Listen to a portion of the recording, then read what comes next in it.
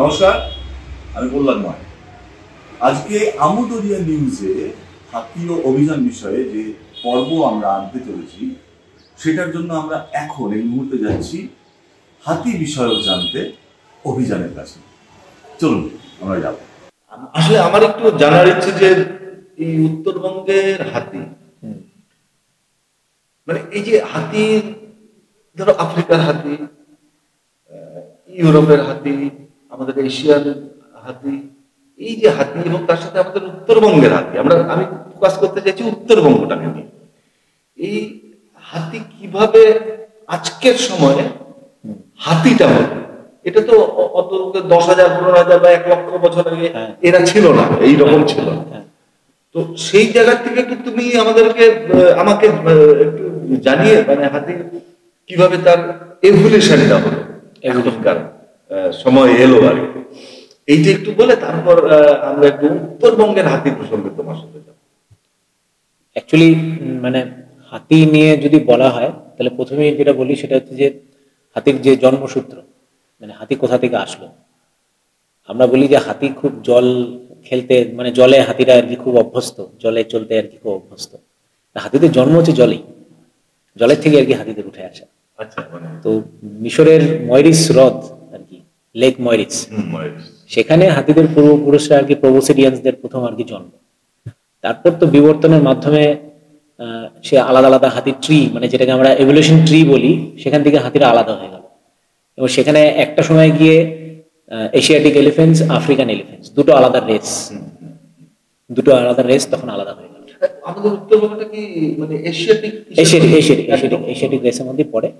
এবং উত্তরবঙ্গের হাতি আলাদাভাবে কিছু নেই, এটা হচ্ছে যে এশিয়াটিক হাতি আর কি, আমাদের Asiatic race.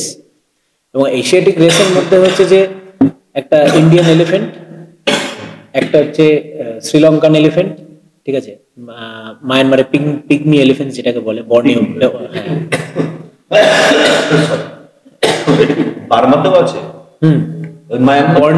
Borneo pygmy elephant, মানে সব থেকে ছোট হাইটের আর কি হাতি, মানে ম্যাক্সিমাম 6 ফিট 7 ফিটের হয়, এর বেশি খুব রেয়ার। পরে আলোচনা করব, আমরা এইখানে আসি এটাতে আস্তে আস্তে। তো হাতিদের জন্মলগ্ন থেকে আর কি সেই প্রবোসিডিয়ানসরা যখন আসলো, তখন থেকে আর কি হাতিদের এভলিউশন শুরু হলো ধীরে ধীরে।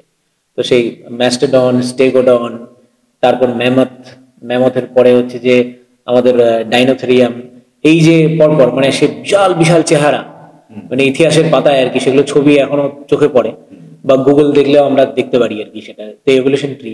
তো এরকম আস্তে আস্তে এসে আপ টু হিম যুগে এসে আমাদের এশিয়াটিক হাতির পূর্বপুরুষ ছিল যে ম্যামথ। সেই হিম যুগে এসে তখন ও তৈরি হয়ে গেল উলি ম্যামথ, মানে তখন ওর গোটা গায়ে আর কি পশম, লোমে ঢাকা। এটা কিন্তু আমরা ওই একটা হলিউডের সিনেমা তার মধ্যে পেয়েছি, আইস এজ, তারপরে যে 10,000 বিসি। হ্যাঁ, ঠিক।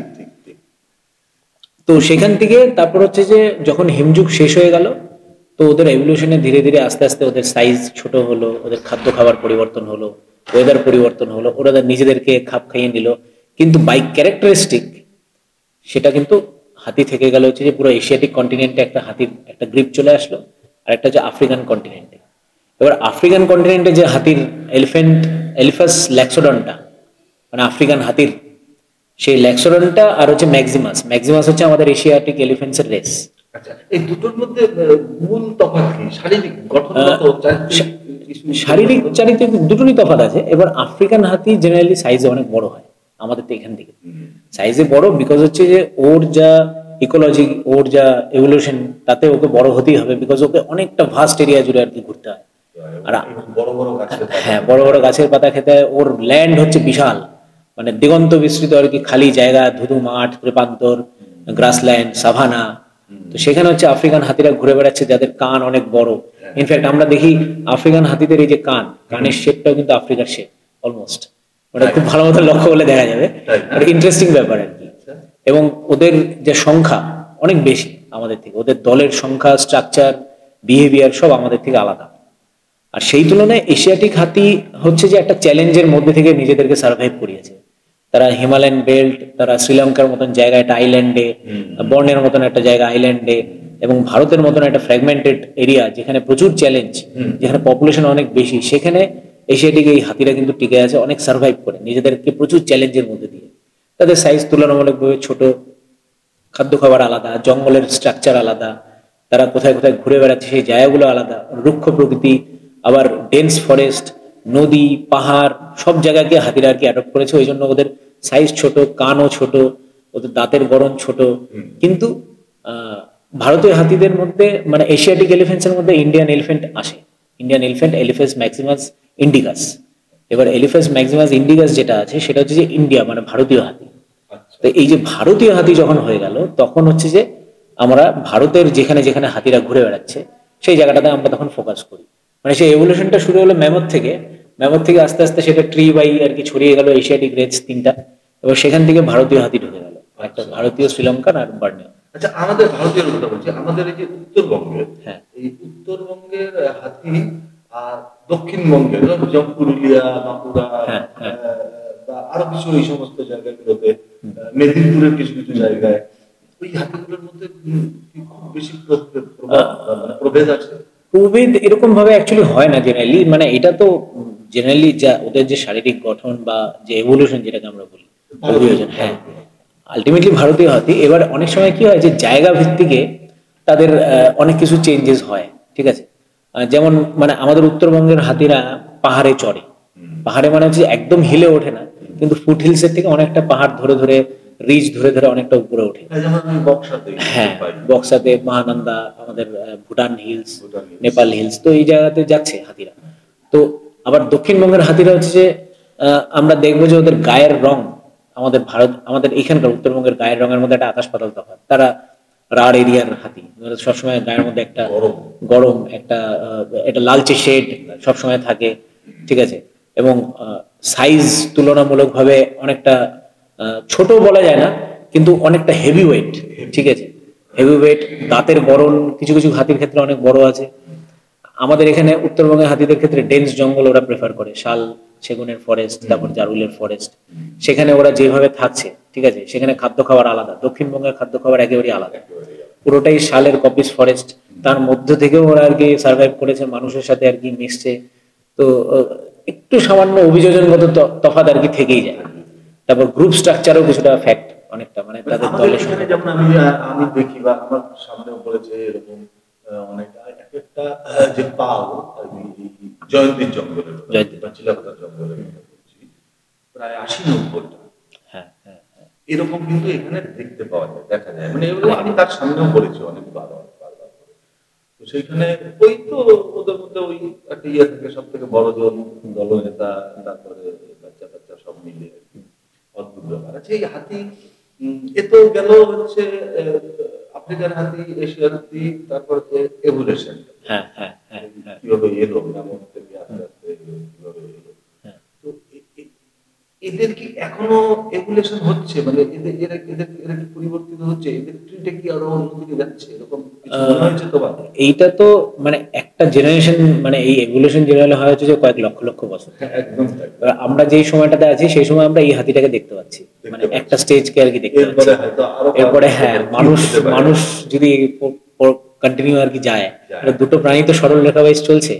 তো মানুষের এভলিউশন যদি আজ থেকে 1 লক্ষ বছর পরেও যদি মানুষ সার্ভাইভ করে থাকে, তাহলে সেক্ষেত্রেও আর কি তখন দেখা যাবে হাতিদের কি কি পরিবর্তন হয়েছে। আমি এটা শুনেছি হাতি নাকি ওই জল ধরে ধরে চলে, অর্থাৎ জলটাকে ওদের পাশে রাখে সবসময়। হ্যাঁ, মানে এটা কি মানে ঠিক, মানে এটা কি ওদের সায়েন্স মানে ইন দ্য সেন্স ও অনেক জিনিস আর কি ক্যালকুলেশন করে।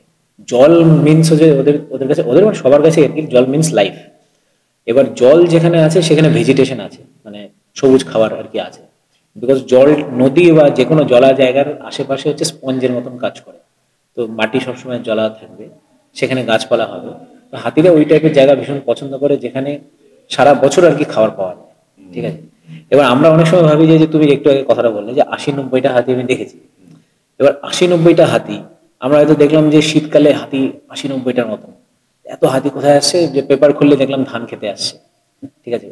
মানে 100টা হাতি ধান খাচ্ছে, ধান নষ্ট করছে, এটা হচ্ছে শীতকালে। আবার বর্ষাকালে দেখা হলো ভুট্টা খাওয়ার জন্য প্রায় 70-80টা 100টা হাতি। তো এবার সাধারণ মানুষ প্রশ্ন করতেই পারে যে ধানের সময় 100টা হাতি দেখা যাচ্ছে, বর্ষার সময় 100টা হাতি দেখা যাচ্ছে, কিন্তু যখন ফেব্রুয়ারি, মার্চ, এপ্রিল যখন খুব ড্রাই, নদীতে জল নেই, জঙ্গল শুকিয়ে গেছে, তখন এই হাতিগুলো কোথায় যাচ্ছে? ঠিক ঠিক। তখন তো জঙ্গলেই থাকছে, জঙ্গলের বাইরে তো কোথাও বেরোচ্ছে না। তো ওকে জঙ্গলের খাবারের উপর ভরসা করতেই হবে, ঠিক আছে? এবার ওই খাবারের উপর ভরসা করতে গিয়ে তখন ওকে প্রেফারেবল, এটাকে বলা হচ্ছে ক্রিটিক্যাল হ্যাবিট্যাট।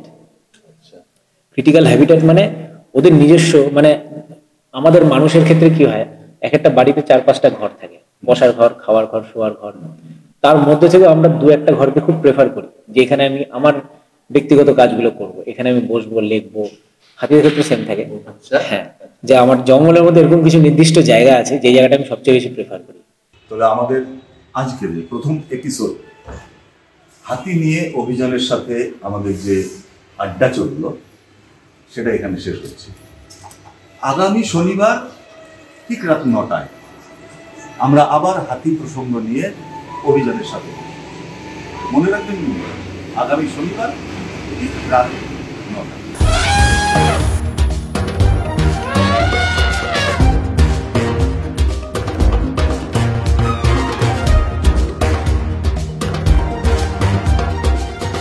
আসছে হাতি ও অভিযান প্রতি শনিবার ঠিক রাত 9টায়। চোখ রাখুন আমুদরিয়া নিউজে। Amudoria News, voice of the marginal.